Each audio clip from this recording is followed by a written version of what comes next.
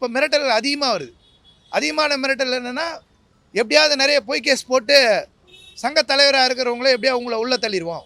ஒன்று யார்னாக்கிட்ட மிரட்டி காசு வாங்கினாங்க, இல்லை யாராவது மிரட்டினாங்க, இல்லை தப்பாக பேசுனாங்க அப்படின்னு சொல்லி கூட ஏதாவது நிறைய வழக்குகள் போட்டு எலெக்ஷன் வரைக்கும் வெளியே வர முடியாத மாதிரி வழக்கு போட்டுருவோம். கொஞ்சம் ஒழுங்காக இருங்க அப்படின்ற மிரட்டல்கள் எங்களுக்கு வந்துட்டுருக்கு.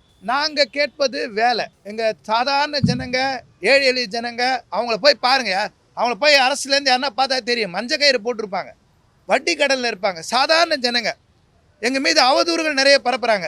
நாங்கள் அரசுக்கு எதிராக எலெக்ஷன் டைமில் போராட வந்தவங்க. 156 நாள் தாண்டி தான் நாங்கள் அரசுக்கு எதிராக தனியாக போராட வரணுமா?